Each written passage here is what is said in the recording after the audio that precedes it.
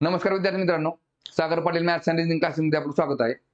तर बघा 2025 मध्ये तलाठी भरती 1700 प्लस जागांची भरती येण्याची शक्यता आहे. कारण की जवळजवळ बघा 2471 च्या आसपास जागा शिल्लक आहेत. जर बघा ही भरती डिसेंबरच्या आधी जर आली तर ते TCS मार्फत घेण्यात येईल आणि डिसेंबरच्या जर नंतर आली तर मग ती MPSC मार्फत घेण्यात येईल. त्याच्यामुळे आपण काय केले बघा 2023 मध्ये जी काय तलाठी भरती झाली होती त्याच्यामध्ये बघा 57 पेपर झाले होते, तर त्याची आपण सिरीज चालू केली. तर त्याच्यामधला आज आपण 22वा पेपर बघणार आहे की जो आपला बघा 27/8/2023 मध्ये पहिल्या शिफ्ट मध्ये झाला होता. ठीक आहे बघा. त्याच्या आधी बघा आपलं जे ऍप्लिकेशन आहे Sagar Patil maths and reasoning नावाचं, त्याच्यावरती बघा कंबाईनसाठी सेपरेट बॅच अवेलेबल आहे. बॅचची फी फक्त आपली 999 रुपये असेल. सेम याचप्रमाणे आपल्या ऍप्लिकेशनवरती तुम्हाला MPSC साठी पण सेपरेट बॅच अवेलेबल आहे. त्या पण बॅचची फी आपली फक्त 999 रुपये असेल. ठीक आहे. तर बघा आता पहिला प्रश्न बघू आपण. बघा सिरीज चॅप्टरचा क्वेश्चन आहे. काय दिले बघा याच्यामध्ये, दिलेली मालिका तर्कदृष्ट्या पूर्ण करण्यासाठी प्रश्नचिन्हाच्या स्थानी काय आले पाहिजे. बघा इथे काय दिसते बघा, लक्षात घ्या. बा 3 दुने 3 आणि 3 6 आणि 3 9 3 12 आणि 3 15. ठीक आहे बघा. चला आता थोडक्यात काय, बरं आता पुढे काय दिसतंय बघा तुम्हाला. इथं बघा E च्या नंतर EF, F च्या नंतर G, बरोबर आहे का. बघा EFG म्हणजे कसं घेतलंय बघा, मधले तीन हे सोडले, जागा सोडल्या F, 3 जागा सोडल्या G. आता इथं पण तेच आहे बघा. B च्या नंतर बघा 3 जागा सोडून C दिसतंय बघा. BC, इथं D येईल बघा. D, ठीक आहे बघा. BCD म्हणजे D आलं म्हणजे ऑप्शन नंबर 3. ठीक आहे. चला पुढचा क्वेश्चन बघू. परत सिरीज चॅप्टरचा क्वेश्चन आहे. काय दिले बघा याच्यामध्ये, दिलेल्या मालिकेमध्ये प्रश्नचिन्हाच्या स्थानी काय आले पाहिजे. ठीक आहे बघा. आता इथे काय दिसते बघा, 15 + 4 = 19 बघा. 15 19 27 43 75 बघा. 15 आणि 4 19, 19 आणि 8 27, 27 + 16 43, 43 + 32 किती आले 75. मग 75 बघा, 4 दुने 8, 8 दुने 16, 16 दुने 32, 32 दुने 64. 75 + 64 काय निघते बघा, 75 + 64 बघा. 5 आणि 4 9, 7 आणि 6 13 म्हणजे बरोबर 139. आपलं उत्तर निघते ऑप्शन नंबर 3 139. ठीक आहे. चला पुढचा क्वेश्चन बघू आता. बघा टाइम अँड वर्क वरचा क्वेश्चन आहे. काय दिले बघा. एक काम करण्यासाठी A ला लागणारा वेळ हा तेच काम करण्यासाठी B आणि C यांना मिळून लागणाऱ्या वेळे इतका आहे. बघा A ला मिळून जेवढा वेळ लागते तेवढंच काम वेळ कोणाला लागतो, B आणि C ला मिळून लागतो. ठीक आहे बघा. चला परत काय दिले बघा, जर A आणि B मिळून ते 10 दिवसात करू शकतात. बघा A + B मिळून जर ते काम 10 दिवसामध्ये करत असतील आणि C एकट्याने ते 50 दिवसामध्ये करू शकतो. बघा C एकट्याने ते किती दिवसात करू शकतो, 50 दिवसामध्ये करू शकतो. तर B एकट्याने ते किती दिवसात करू शकेल. ठीक आहे बघा. तर B एकट्याने किती दिवसात करेल बघा. आता इथे काय करू बघा, आपण 10 आणि 50 चा लसावी काढा. किती आला, 50 आला, बरोबर आहे का. बघा आता मला सांगा, जर आता बघा 50 रुपयाचं काम आहे समजा, आपण एकूण काम बघा, नळ आणि टाकी सेम असं सॉल्व्ह करतो आपण. एकूण काम पकडलं आपण 50 रुपयाचं. A हा किती दिवसात करतोय बघा, तर 10 दिवसात करतोय, बरोबर आहे का. A आणि B मिळून बघा, मग दिवसाला त्यांना बघा 50 रुपयाचं काम करा, त्यांना 10 दिवसाला पेमेंट किती मिळेल, त्याला 5 रुपये. 10 × 5 = 50 आणि C ला किती मिळेल, 50 × 50 म्हणजे 1 रुपये मिळेल. ठीक आहे बघा. बरं आता इथे काय कळलं बघा आपल्याला, A, B आणि C ह्या तिघांचं जर दिवसाचं पेमेंट काढलं आपण तर किती निघते बघा तुम्हाला, 5 आणि 1 6 रुपये निघते, बरोबर आहे का. 5 आणि 1 6 रुपये. ती बघा A, B आणि C तिघं पण आहे त्याच्यामध्ये, 6 रुपये निघाले. त्याच्यामध्ये बघा आता मला सांगा, इथं B = C आणि इकडे A, म्हणजे बघा 6 रुपये आपल्याला इथे वाटून टाकायचे, मध्ये = चिन्ह, म्हणजे ह्या साईडला 3 रुपये असतील, ह्या साईडला 3 रुपये असतील, म्हणजे A ला 3 रुपये पेमेंट मिळेल. ठीक आहे बघा. C ला किती मिळाले बघा, 1 रुपये, बरोबर. मग B ला किती मिळेल बघा, 2 रुपये मिळेल. आणि मध्ये बरोबर चिन्ह आहे, मग 3 2 आणि 1 3 3, बरोबर आहे का. बघा B चं पेमेंट काय आपल्याला मिळालं, कळलं आपल्याला की 2 रुपये. आता विचारलं काय, तर B ने एकट्याने ते किती दिवसात करू शकतो. बघा एकूण काम किती आहे, 50 रुपयाचं काम आहे आणि B हा दिवसाला 2 रुपये कमवतोय, मग त्याला 2 रुपयाने 50 रुपयाचं काम करायला किती दिवस लागतील बघा, तर 25 दिवस लागतात. म्हणजे उत्तर किती निघेल आपलं, ऑप्शन नंबर 3. ठीक आहे. चला पुढचा क्वेश्चन बघू आता. बघा चोर पोलीस म्हणजे टाइम डिस्टन्स स्पीडवरचा क्वेश्चन आहे. काय दिसते बघा, एका चोराने दुपारी 2:30 वाजता एका कारची चोरी केली आणि तिला 60 km/h वेगाने चालवली. ही चोरी दुपारी 3 वाजता उघडकीस आली आणि मालक दुसऱ्या कारमध्ये बसून 75 km/h वेगाने निघाला. तो चोराला कधी पकडेल.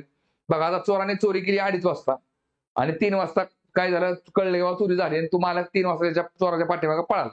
याचा अर्थ चोर हा अर्धा तास पुढे निघून गेलेला आहे. मग चोराचा ताशी वेग किती, 60 किलोमीटर आहे तासामध्ये, अर्ध्या तासामध्ये तो किती अंतर कव्हर करेल? तर बघा 30 किलोमीटर, बरोबर आहे का? बघा हे दोघांमधलं अंतर किती झालं बघा, 30 किलोमीटर अंतर झालं. हा झाला चोर आणि हा झाला पोलीस. सॉरी, तो कोण? हा कोण झाला? मालक झाला. ठीक आहे बघा, मालक. बघा आता ह्याचा वेग किती आहे बघा, चोराचा 60 किलोमीटर पर आवर आहे आणि मालकाचा किती आहे बघा, तर 75 किलोमीटर पर आवर आहे. बघा ज्या वेळेस चोर पोलीसचा जो कन्सेप्ट असतो ना, किंवा एखादी रेल्वे दुसऱ्या रेल्वेला पाठीमागून कधी पकडेल, तर त्यावेळेस कसं असतं बघा, दोघांच्या वेगातला दोघांमधला अंतर, दोघांच्या वेगातला फरक काढावा लागतो का? ह्याचा पण जर वेग 60 आहे, ह्याचा पण 60 आहे, तर दोघांमधला अंतर कमी होणार आहे का? नाही. मग ह्याचं कसं असतं बघा, चोरापेक्षा ह्याचा जो जास्तीचा वेग आहे चोरापेक्षा, तो काय करत असतो, दोघांमधलं अंतर कमी करत असतो. म्हणजे कुठला? 75 मधनं 60 गेले, खाली झाले 15 किलोमीटर, 15 किलोमीटर पर आवर. हा मालकाचा वेग जास्त आहे कोणापेक्षा? चोरापेक्षा, बरोबर आहे ना? त्याला वेग जास्त ठेवावा लागेल ह्याच्यापेक्षा, तर तो चोराला पकडणार आहे. 30 किलोमीटर अंतर त्याला पार करा किती वेळ लागेल बघा, हा झाला वेग किंवा वेगातील फरक. वेगातील फरक मग काय केलं बघा, 15 की 15, 15 2 30, म्हणजे 2 तासामध्ये मालक जो आहे ना तो चोराला पकडेल. 2 तासामध्ये. पण कुठल्या 2 तासामध्ये बघा, तर त्याने सुरुवात कधी केली बघा, पळायला 3 वाजता. मग 3च्या नंतर ना 2 तास, म्हणजे 3 आणि 2 किती झाले? 5 तास. दुपारी तो 5 वाजता पकडेल त्याला. ठीक आहे बघा, ठीक आहे. चला पुढचा क्वेश्चन बघू आता. बघा अॅनालॉजीवरचा प्रश्न काय दिले बघा, दिलेल्या अक्षर समूहांच्या जोडीमध्ये असलेल्या संबंधांप्रमाणेच समान संबंध दर्शविणारा अक्षर समूह दिलेल्या पर्यायातून निवडा. ठीक आहे बघा. आता मला सांगा, जे च्या नंतर एन काय किती क्रमांकावर आहे बघा, जे आय जे KLMN, 4 घरं पुढे गेली एन निघते. बघा परत झेड पासून डी बघा, झेड परत ABCD 4 घरं पुढे गेले की डी निघते. आणि पी च्या पुढे टी बघा, PQRST परत पी च्या पुढे 4 घरं गेली की टी निघते. बरोबर आहे का? मग 4 अंतराने पळते. मग आता बघा, इथं जर 4चा फरक असेल ना, तिथं पण 4चा फरक असणार, म्हणजे डबल डबल चेक करा, बस गरज डायरेक्ट पर्याय चेक करा. एन पासून आर बघा, एन OPQR 4 घरं पुढे गेली की आर आहे. परत टी पासून एक्स बघा, ST UVWX परत बघा 4 घरं पुढे गेली की एक्स निघते. आणि डी पासून जी बघा ABCD EFG, जी हा डी च्या पुढे 3 घरं गेली की, बरोबर आहे का? तेव्हा पहिला ऑप्शन कॅन्सल. दुसरा चेक करा बघा, आर पासून व्ही बघा, OPQR STUV 4 घरं पुढे गेले की व्ही निघते बघा. एफ पासून जे बघा, EF GHIJ 4 घरं पुढे गेले की जे निघतोय. आणि परत व्ही पासून झेड बघा, UV WXYZ बरोबर, व्ही पासून 4 घरं पुढे गेले की झेड निघतोय. म्हणजे ऑप्शन नंबर काय निघेल आपला? 2 निघेल. ठीक आहे. चला पुढचा क्वेश्चन बघू. बघा काय दिले बघा प्रश्नामध्ये, 8 मीटर 54 सेंटीमीटर लांबी असलेल्या एका तारेचे समान लांबीचे 7 तुकडे, प्रत्येक तुकड्याची लांबी किती आहे? ठीक आहे बघा, 7 तुकडे करायचे. किती किती आपल्याला? 8 मीटर 8.54 सेंटीमीटरचे 7 तुकडे भागिले 7 करा. काय निघेल बघा याच्यामध्ये आता? 7 एके 7, 7 एके 7, इथं डॉट देऊन टाका. बाकी राहिली 1, 7 2 14, 1 15, परत 7 2 14, म्हणजे 1.22 मीटर. म्हणजेच काय ते बघा, ऑप्शन नंबर 3 1.22 मीटर. ठीक आहे. चला पुढचा क्वेश्चन बघू आता. बघा काय दिले बा प्रश्नामध्ये, जर जॉनने 90 किलोमीटरचे अंतर 30 किलोमीटर पर आवरच्या वेगाने कापले आणि तो 60 किलोमीटर पर आवरच्या वेगाने परतला, तर त्याचा सरासरी वेग किती आहे? बघा लक्षात घ्या, अंतर जर बघा, जाताना पण सेम अंतर आहे, येताना पण सेम अंतर आहे, फक्त वेगामध्ये फरक आहे. बघा लक्षात घ्या, जर जाताना पण सेम अंतर आणि येताना पण सेम अंतर असेल ना, मग ते अंतर कुठले असू द्या, 90 किलोमीटरच्या ऐवजी 100 असेल, 110 असेल, 500 असेल, 1000 असेल, किती असू द्या, अंतर तर सेमच आहे. त्यावेळेस या अंतराला काय लक्ष द्यायची गरज नाही, डायरेक्ट फक्त काय वेगातला वेग फक्त बघा. फॉर्म्युला काय असतो याच्यामध्ये, 2AB डिवाइडेड बाय A+B, म्हणजे एक वेग किती पकडला आपण बघा, 2 गुणिले एक वेग पकडला आपण 30, दुसरा किती दिलाय त्यांनी आपल्याला 60 दिलेला आहे. भागिले काय निघेल बघा, 30 अधिक 60 एवढंच करायचं. काय निघते बघा इकडं, 2 गुणिले 30 अधिक 60 भागिले किती आलं, 60 आणि 30 आणि 60 किती झाले, 90. आता बघा घालवा. चला ह्या शून्याला हा शून्य गेला, 3 एके 3, 3 त्रिक 9, परत 3 एके 3, 3 दुने 6, म्हणजे किती आलं बघा इकडं, 2 गुणिले 20 किती झालं, 20 दुने 40 kilometre per hour. 40 kilometre per hour त्याचा काय झाला, सरासरी वेग झाला. ठीक आहे, म्हणजे आपलं उत्तर झालं ऑप्शन नंबर 2. ठीक आहे. चला पुढचा क्वेश्चन बघू. बघा नळ टाकीवरचा प्रश्न काय दिले बघा याच्यामध्ये, ए आणि बी या तोट्या अनुक्रमे 5 तासात आणि 6 तासात एक टाकी भरू शकतात. तोटी सी तिला 12 तासात रिकामी करू शकते. तिन्ही तोट्या एकत्रितपणे उघडल्यास टाकी किती वेळात भरली जाईल? बघा 3 तोटे आहेत, ए बी सी करायचं. ए बी आणि सी. त्यातली ए काय करते बघा 5 तासामध्ये टाकी भरते, बी 6 तासामध्ये भरते आणि सी मात्र काय करते बघा 12 तासामध्ये रिकामी करते. ठीक आहे बघा, ह्या भारतात आणि सी काय करते रिकामी करते. आता मला सांगा 12, 6 आणि 5 चा लसावी किती असतो? तर 60 असतो. 60. ठीक आहे बघा, एकूण मग आता आपण काय करायचं, एकूण टाकीची क्षमता किती आहे बघा, तर 60 लिटर आहे. किती? 60 लिटर. मला सांगा आता मग 60 लिटरची टाकी ए हा जर 5 तासामध्ये भरत असेल तर तो तासामध्ये किती पाणी भरेल बघा, 12 पंचे 60, 12 लिटर. मग बी किती भरेल बघा, 6 10 60 म्हणजे 10 लिटर. आणि सी हा किती रिकामा करेल तर 12 पंचे 60, 5 लिटर. हा काय करतो, मायनस करतो. ठीक आहे बघा, आता बघा तिन्ही नळ चालू केलेत आपण. तिन्ही बघा 3 नळ जर चालू केलेले असतील, ठीक आहे बघा, 2 नळ भरते, एक नळ टाकी रिकामी करतोय. हा किती टाकतोय त्याच्यामध्ये बघा एका तासामध्ये? हा ए, हा बी आणि हा सी. बघा हा टाकतोय किती 12 लिटर, हा टाकतोय 10 लिटर आणि सी मधनं किती पडतंय 5 लिटर बाहेर पडते. ठीक आहे बघा, टाकीमध्ये एका तासामध्ये पाणी किती पडेल बघा, 12 आणि 22, 22 मधनं 5 गेले, 17 लिटर पाणी पडते एका तासामध्ये टाकीमध्ये. ठीक आहे बघा, आता विचारलं काय मग ती टाकी किती वेळामध्ये भरेल? बघा 60 लिटरची टाकी, 60 भागिले 17 लिटरने किती वेळात लागेल बघा. मग मला सांगितलं 17 त्रिक 51, बाकी राहिली 9, 51 9 60 म्हणजे 3.9/17. बघा 3.9/17 म्हणजे येते उत्तर आपलं ऑप्शन नंबर पहिला. ठीक आहे, 3.9/17 तास येते. चला पुढचा क्वेश्चन बघू आता.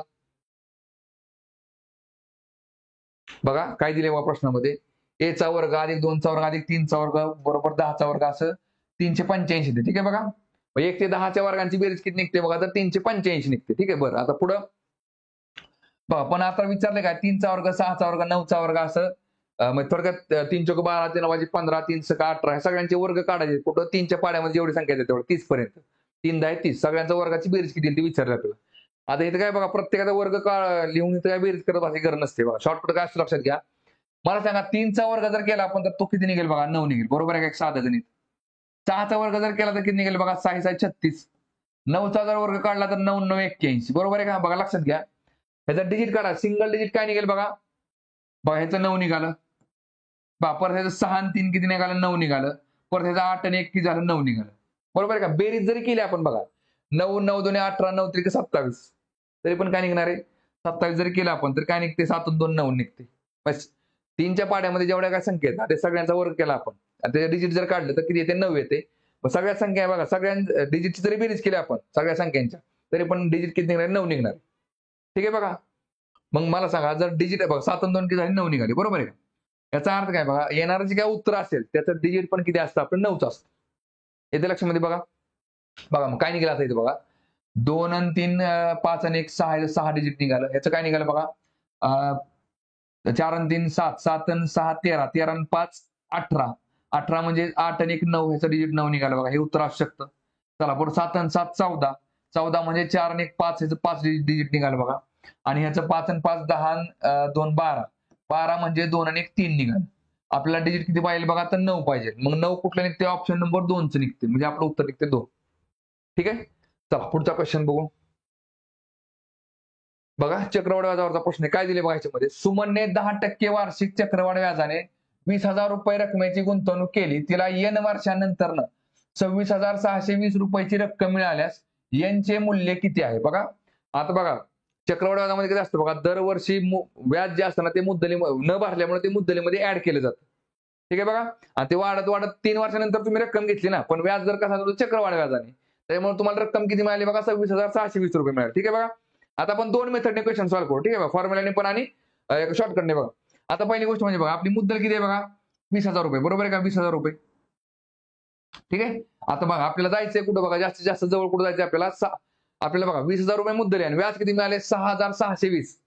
ठीक आहे बघा, आता बघा मला सांगा पहिल्या वर्षी मला सांगा 20,000चं जर आपण पकडलं बघा, एक तर 6,000 म्हणजे बघा राऊंड फिगर आपण जर बघा 6,620 म्हणजे काय, 20,000च्या बघा जवळजवळ किती टक्के येते बघा, 30% आसपास येते. बरोबर आहे का. बघा मला सांगा 20,000 रुपये रकमेचं जर आपण व्याज जर किती 10%, 20,000चा 10% किती असतो बघा, एक शून्य जर अलीकडे आणला तुम्ही तर काय निघतं, 2,000 निघते. बरोबर आहे का, म्हणजे तुम्हाला पहिल्या वर्षी 2,000 रुपये व्याज मिळेल त्या 20,000च.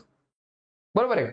दुसऱ्या वर्षी पण तुम्हाला 20,000 रुपये 2,000 रुपये व्याज मिळेल आणि तिसऱ्या वर्षी पण काय असते, तुम्हाला 2,000 रुपये व्याज मिळेल. हे झाले 6,000 रुपये. ठीक आहे बघा, चक्रवाढ व्याजामध्ये कसं असतं बघा, लक्षात घ्या. पहिल्या बघा, आता हे 20,000 रुपयाचं तुम्ही 3 वर्षामध्ये 2,000 रुपये गोळा केले. ठीक आहे. पहिल्या वर्षीचं जे 2,000 रुपये व्याज जे भरायचं होतं तुम्ही, ते न भरल्यामुळं ह्या 2,000 रुपयावरती पण तुम्हाला 10% व्याज दर लागतो. आता 2,000चा 10% किती असतं माहिती? 0 द्या, 200 रुपये झाले, बरोबर आहे का? मग हे जे 200 रुपये तुम्हाला इथं पण भरावं लागतील आणि इथं पण भरावं लागतील. कोणाची? ह्या 2,000 रुपयाची. ठीक आहे बघा, आता परत हे झालं 2,000चं. आता बघा परत काय बघा, दुसऱ्या वर्षी जे 2,000 आणि 200 रुपये तुम्हाला भरायचे होते, त्याचे तुम्ही व्याज न हे 2,200 रुपये न भरल्यामुळं तुम्हाला परत काय होईल बघा, ह्या तिसऱ्या वर्षी ह्या 2,000 आणि ह्या 200 वरती परत व्याज लागेल 10%. मला सांगा 2,000चा 10% किती असतो बघा? 200 असतो. तो इथं तुम्हाला बघा ह्याचा 10% इथं भरावा लागेल 200 रुपये. ठीक आहे. आणि हे पण 200 रुपये तुम्ही न भरल्यामुळे ह्याचा पण 10% किती असतो बघा? तर 20 रुपये असतो. एक शून्य अलीकडे आले 20 रुपये, ते पण 20 रुपये तुम्हाला इथं भरावं लागतं. एकूण व्याज किती भरला बघा आपण? 2 आणि 2 4 आणि 2 6,000 रुपये. परत हे 200 200 200 बरोबर 600 रुपये आणि हे 20 रुपये. किती झाले बघा इकडं? 0 हे 2 परत हे 6 आणि 6 6,620. म्हणजे आपली बघा मुद्दल झाली 20,000 रुपये, व्याज झालं 6,620 म्हणजे बरोबर 26,620 रुपये. म्हणजे किती वर्षासाठी येते बघा? ऑप्शन नंबर 1, 3 वर्षांसाठी. ठीक आहे. आणि बघा दुसरी गोष्ट, आता चला हे झालं आपण सॉल्व्ह केलं. फॉर्म्युला मी जाताना पण एक गोष्ट लक्षात ठेवायची, 2.8 आणि 2.5 असं तुम्हाला लक्षात घ्या. चक्रवाढ व्याजामध्ये तर ते विचारलं जात नाही. ठीक आहे बघा, कारण की कॅल्क्युलेशन करणं एवढं सोपं नसतं. ठीक आहे बघा, लक्षात घ्या. आता आपण जर फॉर्म्युला गेलो बघा, 2,000 रुपये आपलं काय व्याज दर आहे? ठीक आहे बघा, आपली बरं आपलं व्याज दर मुद्दल किती आपली? 2,000 रुपये. 2,000 रुपये मुद्दल आहे आणि ह्याच्यावरती 10% व्याज दर घेतोय आपण, बरोबर आहे का? बरं, आता व्याज दर काढताना कसं असतं लक्षात घ्या. आपण फॉर्म्युला काय बघा, इथं काय लिहितो आपण बघा? मुद्दल. चक्रवाढ व्याजाचा फॉर्म्युला काय असतो? मुद्दल गुणिले, मग आतमध्ये काय असते बघा इथं 1 प्लस दर छेद 100 आणि इथं काय करतो आपण? मुदत. नाही का, इथं आपण काय करतो? मुद्दल म्हणजे प्रिन्सिपल पी, इथं दर म्हणजे काय असतं बघा? रेट ऑफ इंटरेस्ट म्हणजे आर, आणि एन म्हणजेच काय करतो आपण? एन, बरोबर आहे का? म्हणजे पी इंटू काय असतं बघा? 1 प्लस आर डिवाइड बाय 100 आणि पॉवर किती असते? एन असते तिची, म्हणजे नंबर ऑफ इयर म्हणजेच मुदत. ठीक आहे बघा, आता काय निघेल बघा इथं? मुद्दल झाली आपली 2,000 रुपये, सॉरी 20,000 रुपये. आतमध्ये ब्रॅकेटमध्ये काय निघेल बघा? 1 प्लस दर किती आपला? 10% दराने, छेद काय असतो? 100 आणि किती वर्षांसाठी बघा? तर एन वर्षांसाठी, बरोबर आहे का? आता हा फॉर्म्युला काय असतो बघा? चक्रवाढ व्याजाची रास म्हणजे मुद्दल प्लस व्याज, आणि देताना पण आपल्याला त्यांनी काय दिले? मुद्दल प्लस व्याज, म्हणजे किती झाले? 26,620. म्हणजे बरोबर इथं काय करायचं? 26,620 लिहिले तर चालतंय आपण. ठीक आहे बघा, आता हे पुसतो मी. बघा आता इथं काय निघते बघा, लक्षात घ्या. मग बघा मी तुम्हाला डायरेक्ट कॅल्क्युलेशन कसं करतो आपण बघा? 100 अधिक 100 गुणिले 1 100 अधिक 10 110. म्हणजे आपण डायरेक्ट काय करतो? जर चक्रवाढ व्याजामध्ये जर 10% व्याज जर असेल ना, तर कॅल्क्युलेशन करताना आपण काय करतो? 110 लिहितो. 110 छेद 100. समजा 20% असेल तर काय करतो? 120 छेद 100 असं करत जातो, बरं, कारण का हा फॉर्म्युला असतो तिथे. ठीक आहे बघा, आता इथे काय निघेल बघा? हा मुद्दल किती आपली? 20,000 रुपये. मला सांगा आता हे 20,000 जर बरोबरच्या पलीकडे टाकलं तर काय होईल बघा? इकडं काय होईल? इकडं 26,620 भागिले 20,000, बरोबर आहे का? अंशाचं कुठं गेलं? छेदाला गेलं. आणि इथं आतमध्ये काय होईल बघा? इथं 100 गुणिले 1 100 झाला, 100 अधिक 10 110 110 छेद 100 ब्रॅकेट वर पॉवर किती? येणे. ठीक आहे बघा, आता काय निघेल बघा इथं? चला ह्या बघा, इथं जर भाग करायला आपण तर बे के बे, इथे 1 वरती 4 शून्य, परत इकडे बे के बे, बे त्रिक 6 बे त्रिक 6 बे के बे. ठीक आहे बघा, चला इथं पण शून्याला शून्य कॅन्सल करा, म्हणजे काय निघाल बघा? 11/10 त्याची पॉवर राहिली एन इज इक्वल टू, इकडे काय झालं बघा? हा, ह्या शून्याला शून्य कॅन्सल करून टाका, म्हणजे 1331 छेद किती आलं बघा? इकडे 1,000. मला सांगा आता बघा, छेदाला छेद जाणारे, अंशाला अंश जाणारे, बरोबर आहे का? 10चा कितवा घात म्हणजे 1,000 आहे बघा. 10चा वर्ग झाला 100, 10 100 100 10 1000 म्हणजे 10चा घन झाला 1,000, बरोबर आहे का? म्हणजे इथं पॉवर किती असेल बघा? एन इज इक्वल टू 3 असेल, बरोबर. 11चा घन किती निघतो? 1331. 3 वर्षांसाठी ऑप्शन नंबर पहिला. ठीक आहे, चला पुढचा क्वेश्चन बघू. कोडिंग डिकोडिंगचा प्रश्न आहे. काय दिले बघा याच्यामध्ये? इंग्रजी वर्णमाला क्रमावर आधारित एका तर्कानुसार GMSX बघा, GMSX हे LRXC बघा, LRX आणि C शी संबंधित आहे. त्याच प्रकारे NTYA बघा, NTYA हे SYDF बघा, SYDF शी संबंधित आहे त्याच तर्काचे अनुसरण केल्यास MSXP हे खालीलपैकी कशाशी संबंधित आहे? बघा इथं जो संबंध आहे ना तोच इथं संबंध आहे. ठीक आहे बघा. आता बघा जीच्या पुढे एल किती क्रमांक आहे? जी EFG HIJKL 5 घरं पुढे गेले की एल निघते. एमच्या पुढे बघा NOPQR परत 5 घरं पुढे गेले की आर निघते. परत एस पासून बघा TUVWX परत 5 घरं पुढे गेले की एक्स निघते. आणि एक्सच्या पुढे बघा XYZABC तर परत 5 घरं पुढे गेली की सी निघते. ठीक आहे बघा. आणि कधी पण बघा शेवटपर्यंत चेक करायचं का? कारण कधी कधी कसं असतं शेवटचा अल्फाबेट 4 ने जातं पुढे 3 ने जातं असं पण करते. ठीक आहे बघा. आता एवढं तर कळलं आपल्याला सगळे अल्फाबेट 5 ने पुढे सरकतात. मग इथं परत चेक करत करणार डायरेक्ट इथं चेक करा. एमच्या पुढे 5 घरं जावा. एमच्या पुढे 5 घरं आताच बघितले आपण आर आहे ते आर इथे लिहून टाका. बघा इथं जरी तुम्ही बघितलं सगळीकडे आर आर आर निघते. मग काय ठीक आहे बघा. आता बघा एसच्या पुढे इथं जे एसच्या पुढे काय निघते बघा एक्स निघते. जेवढं आपण ऑलरेडी काढलेलं ते काढून घ्यायचं. एसच्या पुढे एक्स आलाय. एसच्या पुढे इथं काय निघेल बघा एक्स निघेल. आरच्या नंतर काय निघेल एक्स निघेल. ठीक आहे बघा. आरच्या नंतर एक्स कुठे फक्त एका ठिकाणी. ठीक आहे तरी पण सॉरी एसच्या नंतर एक्स कुठे बघा फक्त एका ठिकाणी ऑप्शन मध्ये आर एक्स बघा एसच्या पुढे एस TUVWX बरोबर 5 घरं पुढे गेले एक्स निघालं. म्हणजे आपलं उत्तर काय निघालं ऑप्शन नंबर 3. तरी पण बघा एक्सच्या पुढे चेक करा XYZABC बरोबर इथं सी निघते बघा. इथं सी आहे. पीच्या पुढे बघा PQRSTU बरोबर 5 घरं पुढे गेले की यू निघते. म्हणजे ऑप्शन नंबर 3. ठीक आहे. चला पुढचा क्वेश्चन बघू. बघा सिरीज चॅप्टरचा क्वेश्चन आहे. काय दिले बघा अक्षरे चिन्हे असलेल्या खालील मालिकेचा संदर्भ घ्या आणि प्रश्नाचे उत्तर द्या. मोजणी ही केवळ डावीकडून उजवीकडे करावयाची आहे. ठीक आहे बघा. येथे अशी किती चिन्हे आहेत? बघा येथे अशी किती चिन्हे आहेत ज्यांपैकी प्रत्येकाच्या ताबडतोब आधी एक स्वर असेल आणि तसेच ताबडतोब नंतर एक व्यंजन देखील असेल. म्हणजे चिन्हाच्या आधी एक स्वर आणि नंतर एक व्यंजन असे किती आहेत बघा. आता लक्षात घ्या स्वर चिन्ह व्यंजन. स्वर कुठले कुठले असतात बघा AEIOU हे झाले 5 स्वर आणि बाकीचे सगळे काय असतात व्यंजन असतात. ठीक आहे बघा. आता स्वर चिन्ह आणि व्यंजन बघा. स्वर चिन्ह बघा इथं स्वर आहे पण हे व्यंजन आहे. चिन्ह पाहिलं आपल्याला AEIOU बघा स्वर चिन्ह आणि व्यंजन ए इथं निघते एक ठिकाणी. ठीक आहे बघा. परत स्वर चिन्ह बघा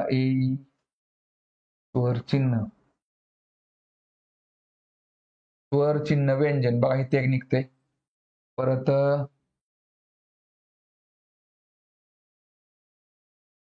स्वर चिन्ह व्यंजन 3 ठिकाणी आले. ठीक आहे बघा. स्वर चिन्ह आणि व्यंजन म्हणजेच बघा किती निघाले 3 म्हणजेच ऑप्शन नंबर पहिला 3 ठिकाणी येते. ठीक आहे. चला पुढचा क्वेश्चन बघू. बघा सिरीज चॅप्टरचा क्वेश्चन आहे. काय दिले बघा दिलेली मालिका तर्कदृष्ट्या पूर्ण होण्यासाठी प्रश्नचिन्हाच्या जागी दिलेल्या पर्यायांपैकी कोणता पर्याय आला पाहिजे? ठीक आहे बघा. आता यशच्या पुढे बघा एक पुढून मोजावं लागेल. जे पासून येल बघा जे KL 2 घरं पुढे गेले की एल निघते. म्हणजे थोडक्यात एलच्या पाठीमागे जे 2 घरं आहेत बघा. एल पासून एल MNO 3 घरं पुढे गेले की ओ निघाला. आणि ओ पासून बघा O PQRS बरोबर 4 घरं पुढे गेले की एस निघाला. ठीक आहे बघा. आता 4 3 2 म्हणजे थोडक्यात काय जेच्या पाठीमागे एक घर जावं लागेल आपल्याला. काय निघेल बघा IJ इथं आय निघेल बघा आय आणि आयच्या पुढे लगेच एक घर गेले की जे निघतं HIJ. ठीक आहे बघा.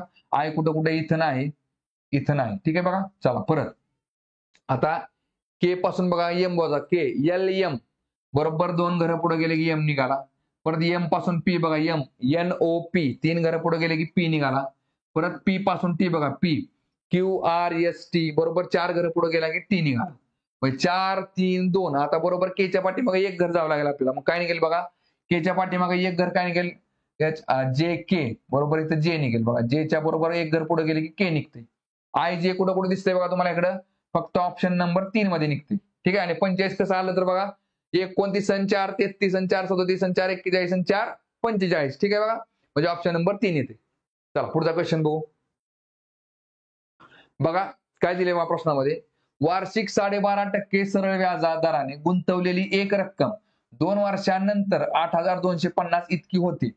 तर सरळ व्याजाची रक्कम किती आहे? बघा लक्षात घ्या. आता बघा तुम्हाला काय दिले दरवर्षीचं सरळ व्याज किती आहे तर 12.5% बरोबर आहे का? आणि मला सांगा आता पहिल्या वर्षी तुम्हाला 12.5% व्याज दर 12.102 म्हणजे काय 12.5%. पहिल्या वर्षी 12.5%, दुसऱ्या वर्षी किती मिळालं बघा 12.5%. आणि मुद्दल झाली आपली किती 100%. ठीक आहे बघा, 100 प्लस 12.5 अधिक 12.5 बरोबर किती झाले वाय 125% झाले. ठीक आहे बघा, मग 2 वर्षानंतरची जी रक्कम किती आहे बघा, तर 8,250 संख्येमध्ये, पण टक्केवारीमध्ये किती 125%.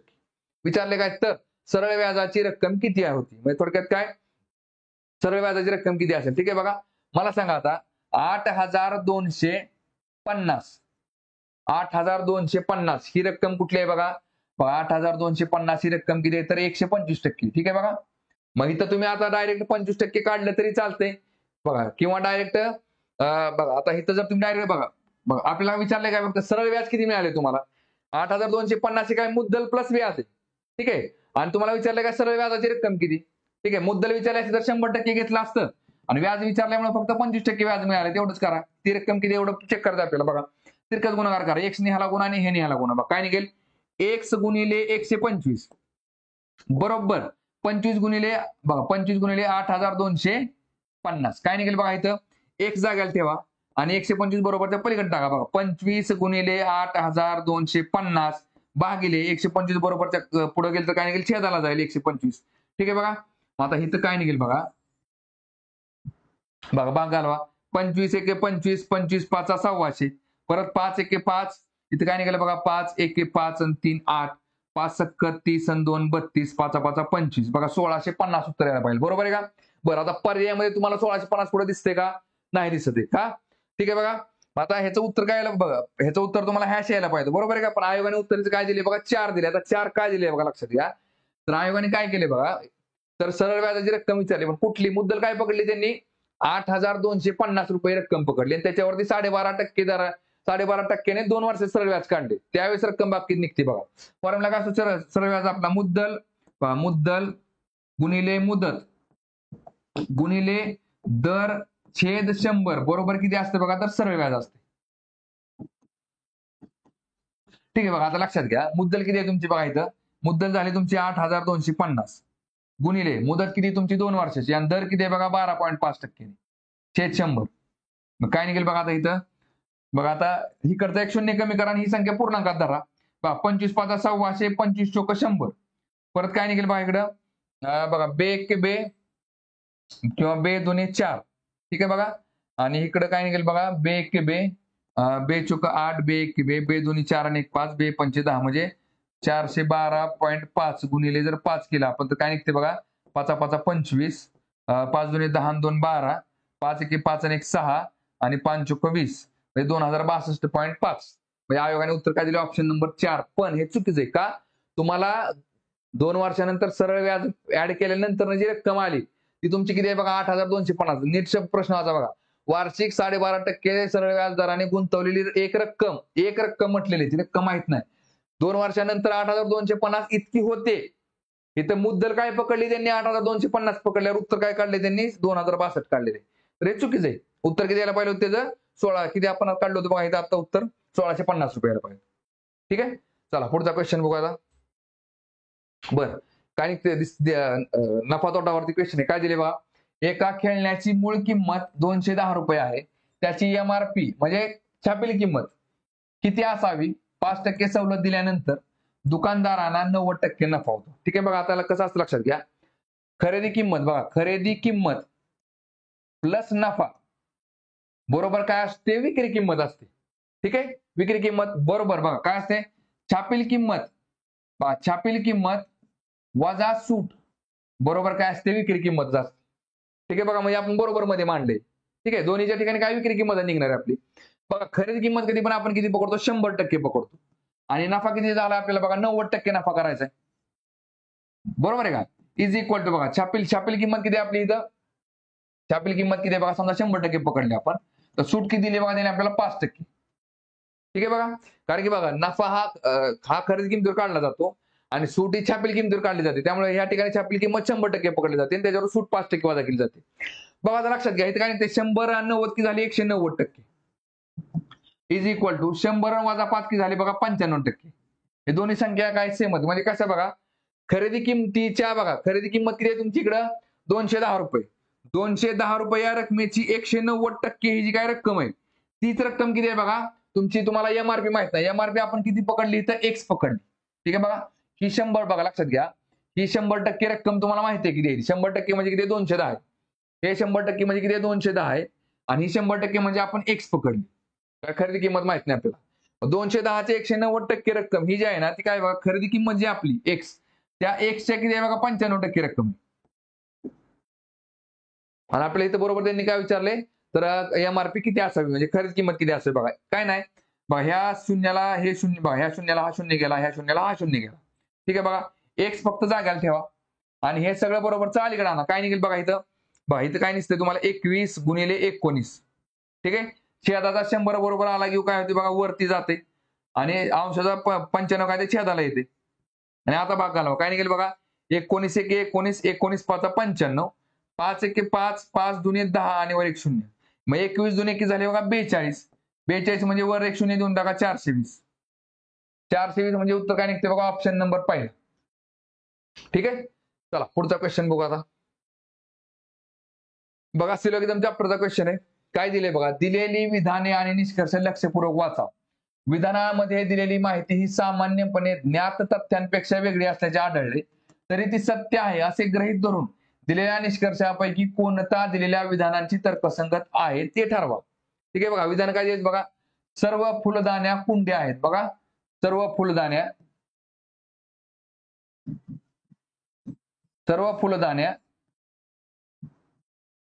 त्या कुंड्या आहेत आणि पुढे काय दिले बघा, सर्व कुंड्या रोपट्या आहेत. बघा सर्व कुंड्या त्या परत काय बघा रोपट्या आहेत. ठीक आहे बघा, आता बघा निष्कर्ष त्याला काय म्हणतो आपण स्टँडर्ड डायग्राम. आणि स्टँडर्ड डायग्राम वरून बघा होकारार्थी निष्कर्षाला एवढी एक डायग्राम फक्त पुरेशी असते. दोन्हीच्या दोन्ही डायग्राम कसे निष्कर्ष काय आपले होकारार्थी आहेत, त्यामुळे आपल्याला एवढी एक डायग्राम पुरेशी उत्तर सांगणार. ठीक आहे बघा, काही रोपटे फुलदाणे आहेत. बघा काही रोपटे फुलदाणे आहेत का बघा, रोपट्यांचा हा एवढा भाग काय फुलदाणे आहे, पहिलं बरोबर येते. दुसरं बघा सर्व फुलदाण्या रोपटे आहेत. बघा सर्व फुलदाण्या रोपटे आहेत का बरोबर आहे बघा, फुलदाण्या कशामध्ये आतमध्ये तर रोपट्याच्या आतमध्ये, त्यामुळं दुसरं पण बरोबर निघते. ठीक आहे, काही रोपटे फुलदाणे आहेत का तर आहेत आणि सर्व फुलदाणे रोपटे आहेत का तर आहेत. बघा मग काय निघेल बघा, निष्कर्ष 1 आणि 2 हे दोन्ही निष्कर्ष तर्कसंगत आहेत म्हणजे ऑप्शन नंबर 2. ठीक आहे, चला पुढचा क्वेश्चन बघू. बघा सिरीज चॅप्टरचा क्वेश्चन आहे. काय दिले पाहिजे मध्ये, इंग्रजी वर्णक्रमावर आधारित दिलेल्या मालिकेत प्रश्नचिन्हाच्या जागी काय यायला हवे. ठीक आहे बघा, आता इथे काय दिसते बघा एक्स नंतर सी किती क्रमांकावर तेव्हा एक्स वाय झेड नंतर ए बी सी म्हणजे 5 घरं पुढे गेली की सी निघते.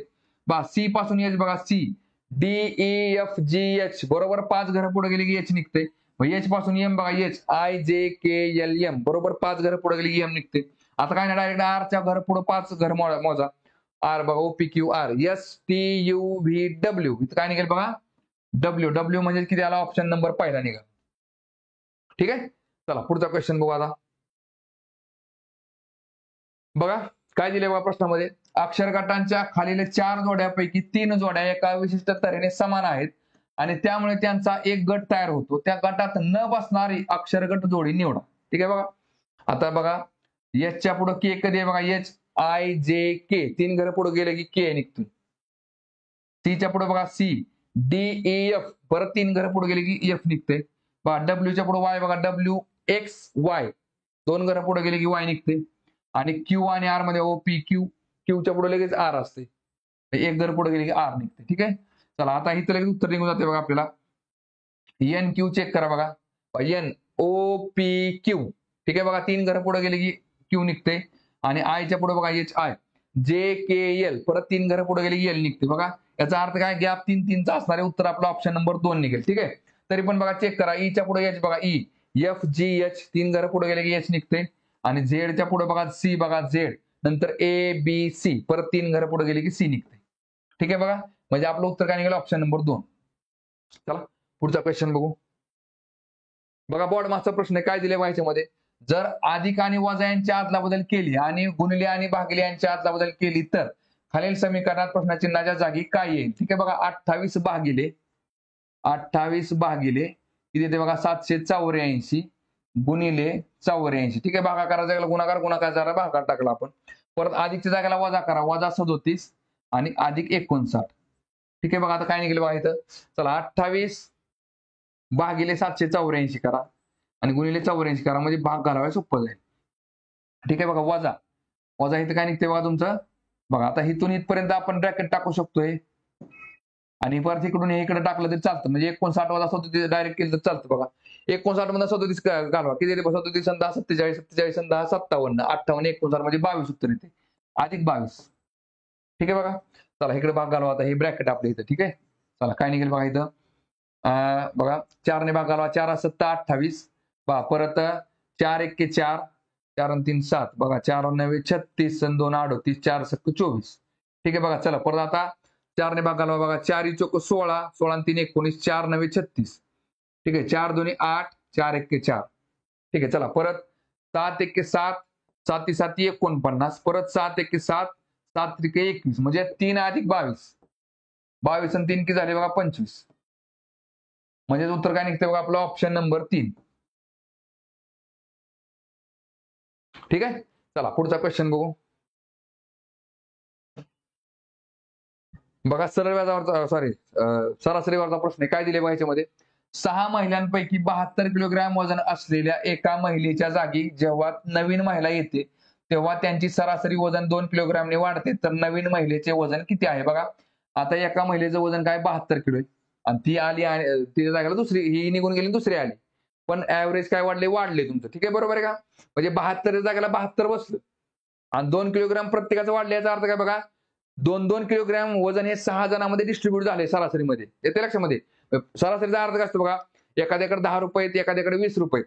दोघांकडची रक्कम काढून घेतली 30 रुपये झाली आणि दोघांमध्ये समान प्रमाणामध्ये वाटली म्हणजे 15-15 रुपये झाले. थोडक्यात काय कुणाकडे किती का ना प्रत्येकाला समान प्रमाणामध्ये वाटायचं. आता बघा प्रत्येकाला 2-2 वाटणीला गेले वाढून बरोबर आहे. 6 जण आहेत. 6 दुनी 12 वाढले म्हणजे 72 अधिक किती वाढले बघा इकडं 12. 72 12 किती झाले बघा मग 84. येते लक्षामध्ये बघा. कारण 6 व्यक्ती आहेत बरोबर आहे का. हे कुठून वाढलं तर 6 गुणिले 2 प्रत्येक वाटणीचं 2-2. ठीक आहे. उत्तर किती येते मग 84 म्हणजे ऑप्शन नंबर 3. चला पुढचा क्वेश्चन बघू. बघा बोर्ड मासवरचा क्वेश्चन आहे. काय दिले बघा.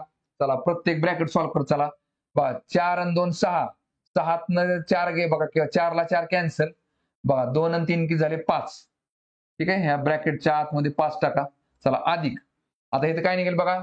8 7 56. 56 आणि 1 झाले 57. 57 भागिले किती आहे बघा 19 आहे. चला परत गुणिले. चला ह्या ब्रॅकेटच्या आतमध्ये काय निघेल बघा.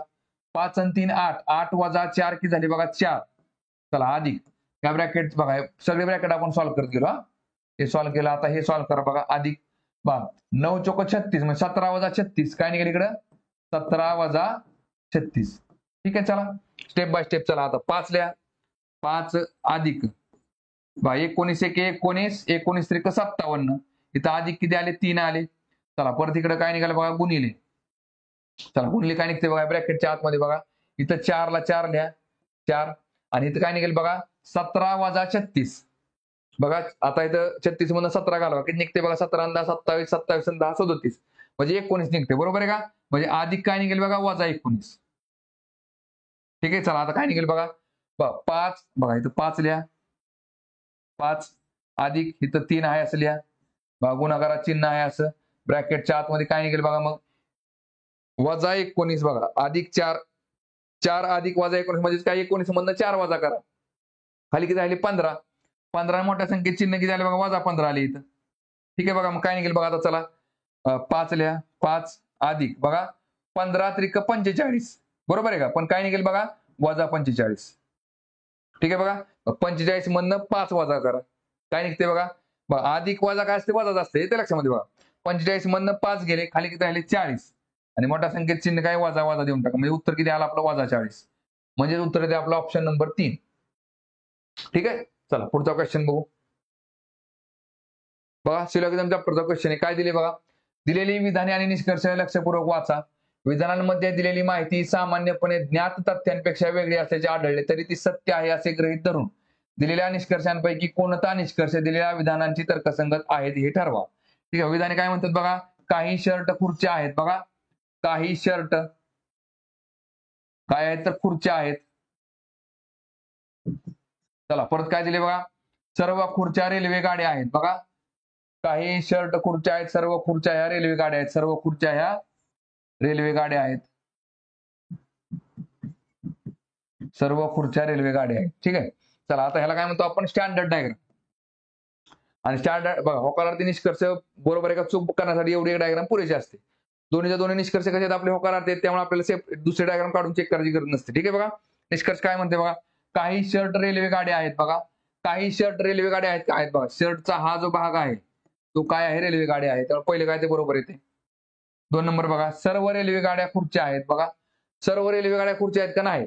रेल्वे गाड्यांचा हा जो भाग आहे तो खुर्च्या आहे का नाही. त्यामुळे काही रेल्वे गाड्या खुर्च्या आहेत पण सर्व रेल्वे गाड्या खुर्च्या आहेत का नाही. त्यामुळे हे चुकते. काय निघेल बघा, केवळ निष्कर्ष एक तर्कसंगत आहे म्हणजेच ऑप्शन नंबर 3. ठीक आहे. चला पुढचा क्वेश्चन बघू. बघा काय दिले बा प्रश्नामध्ये, the following contain 2 pair of words which are related to each other in a certain way. 3 of the following 4 word pair are alike as these have the same relationship and thus form a group. बघा थोडक्यात काय 4 मधले 3 जण आहेत ना ते सारखे सहसंबंध दाखवतात. Which word pair is the one that does not belong to that group. थोडक्यात काय ह्याच्यामधला वेगळा शब्द कुठला आहे आपल्या शब्द जोडी कुठली चेक करायची. ठीक आहे बघा. The words must be consider as meaningful English word and must not be group based on the number of letters, number of consonants, vowels in the word. बघा सगळे शब्द काय आहेत बघा तर मिनिंगफुल इंग्लिश शब्द आहेत आणि त्यांना बघा काय म्हटले बघा त्याच्यामध्ये किती लेटर आहेत किंवा त्याच्यामध्ये किती व्यंजन आहेत किंवा किती स्वर आहेत याच्यावरनं जज करू नये. ठीक आहे. बघा आता काय निघेल बघा, क्लाउड. क्लाउड म्हणजेच काय ढग. आणि बघा इथे काय बघा ग्रास शॉपर म्हणजे काय बघा टोळ म्हणतो आपण. पावसामध्ये टोळ निघतात. बरोबर आहे का. बरोबर काय बघा ढग आणि टोळ दिले त्यांनी. चला परत पुढे काय दिले बघा, स्मेल्स. स्मेल्स म्हणजेच काय बघा वितळवणे. बघा काय दिले बघा वितळवणे किंवा वितळणे. ठीक आहे बघा वितळणे. आणि इकडे काय दिले बघा क्वांटिटी. क्वांटिटी म्हणजे काय असते बघा संख्या. ठीक आहे. चला परत काय बघा कॉलनी. कॉलनी म्हणजे काय असते बघा वसाहत. आणि आंट्स म्हणजे काय बघा मुंग्या. चला परत झेब्रा. बघा झेब्रा आणि परत पुढे काय दिले बघा हर्ड. हर्ड म्हणजे काय असते बघा कळप. आता लक्षात घ्या बघा मुंग्यांची वसाहत असते का तर असते. झेब्रांचा कळप असतो का तर असतो. बघा टोळ ढग निघाल्यावर टोळ निघतात. ढग आल्यानंतर टोळ म्हणजे पावसाळ्यामध्ये टोळ निघतात. वितळणे आणि संख्या. बघा वितळलेली जी वस्तू असते ती संख्येमध्ये मोजू शकतो का आपण नाही. त्याच्यामुळे ऑप्शन नंबर 2 काय ते चुकतंय मग ते बरोबर निघते. म्हणजे आपलं उत्तर काय ते ऑप्शन नंबर 2. ठीक आहे. चला पुढचा क्वेश्चन बघू. बघा सिरीज चॅप्टरचा क्वेश्चन आहे. काय दिले ह्याच्यामध्ये, दिलेली मालिका तर्कदृष्ट्या पूर्ण होण्यासाठी प्रश्नचिन्हाच्या जागी काहीपैकी कोणता पर्याय आला पाहिजे. बघा 3, 10, 29, 66, x आणि 218. ठीक आहे. बघा आता तिथे काय नसते बघा 3 आणि 10 मध्ये 7 चा फरक आहे. बघा 10 आणि 29 मध्ये 19 चा फरक आहे. 29 आणि 66 मध्ये बघा 37 चा फरक आहे. ठीक आहे. बघा परत चला आता इथे काय निघते बघा 7 आणि 19 मध्ये बघा 12 चा फरक आहे. 12 आणि 7 19. परत 19 आणि 37 मध्ये बघा किती येते बघा 18 चा फरक आहे अधिक 18 चा. ठीक आहे. बघा आता काय निघते बघा ह्याच्यामध्ये बघा 12 आणि 6 18. 18 आणि 6 किती निघते बघा 24. इथं 24 यायला पाहिजे. ठीक आहे. बघा 12 आणि 18 मध्ये 6 चा फरक आहे. 18 आणि 24 मध्ये पण 6 चा फरक आहे. ठीक आहे. असं ते थोडक्यात त्या बघा 12 आणि 6 18, 18 आणि 6 24. बघा 37 आणि 24 किती झाले बघा 30, 40, 50, 60, 61. इथे किती आले 61 आले. मग 66 अधिक 61 काय निघेल बघा 6 आणि 7 120 झाले. 127 उत्तर आहे. किती 127 उत्तर इथे येतं आपलं. म्हणजेच ऑप्शन नंबर 3 127. आणि बरोबर इथे बघा काय निघेल बघा 64 आणि 6 किती झाले 30 अधिक 30 झाले. इकडे 61 आणि 30 किती झाले 91. मग 91 मग 127 आणि 91 बरोबर किती येते 218 येते. ठीक आहे. उत्तर येते आपलं ऑप्शन नंबर 3. चला पुढचा क्वेश्चन बघू. बघा नफा तोटावरचा क्वेश्चन काय दिले बघा, एका माणसाने काही फळांची 30 रुपयाला 14 फळे याप्रमाणे खरेदी केली आणि 20 रुपयाला 7 याप्रमाणे फळांची विक्री केली. त्याची नफ्याची टक्केवारी किती आहे. बघा खरेदी करा. आता खरेदी काय केली बघा 14 फळे कितीला घेतली बघा तर 30 रुपयाला. आणि विक्री किती आहे बघा विक्री किती आहे बघा तर 7 फळे 20 रुपये. ठीक आहे. बघा आता लक्षात घ्या एक फळ बघा नफा तोटा काढण्यासाठी काय बघा समान संख्येने फळ खरेदी केली आणि समान संख्येने विकली. म्हणजे थोडक्यात काय एक फळ समजा आपण एक फळ समजा 10 रुपयाला घेतलं आणि तेच फळ एक फळ आपण ते समजा 15 रुपयाला विकलं तर 50% नफा झाला आपल्याला म्हणू शकतो आपण. पण कसं असतं बघा खरेदीची संख्या आणि विक्री संख्या जी असते ती समान असली पाहिजे. ठीक आहे. बघा मग आपल्याला काय करावं लागेल, फळांची संख्या समान करावं लागेल. एक तर काय करा बघा, खरेदी किमतीची फळं विक्री किमती एवढी करा किंवा विक्री किमतीची फळं खरेदी किमती एवढी करा. दोन्ही पैकी काही करा बघा. आता मला सांगा, खरेदी किंमत 14 फळे 30 रुपयाला, बरोबर आहे. आपण 7 फळे किती रुपयाला खरेदी केली आपण बघा ते बघू. बघा इकडे खरेदी करा. 7 फळांची खरेदी आपण किती केली बघा, 14 निम्म 7 तर 30च्या निम्म झाले 15 रुपये. बरोबर आहे का बघा. 7 फळं आपण 15 रुपयाला खरेदी केली आणि ती 7 फळं आपण 20 रुपयाला विकली. याचा अर्थ काय बघा, फळं समान झाली, आपल्याला नफा कळून जातोय. 15 रुपयाला खरेदी, 20 रुपयाला विक्री, म्हणजे 5 रुपयाला काय झाला तुम्हाला नफा झाला. आणि नफा आणि तोटा कधी पण कसा असतो, खरेदी किमतीवर काढला जातो. म्हणजेच काय बघा, 15 रुपये झाली खरेदी किंमत आणि त्याच्यावर नफा झाला 5 रुपये. टक्केवारीमध्ये किती? काय निघेल बघा इथं, 5 एके 5, 5 त्रिक 15, काय निघेल 3 एके 3, 3 त्रिक 9 आणि 1 10, 3 त्रिक 9 आणि 1 10, थोडक्यात काय 33.33%, म्हणजे ऑप्शन नंबर 3. ठीक आहे. तर बघा थांबू आता आपण या ठिकाणी.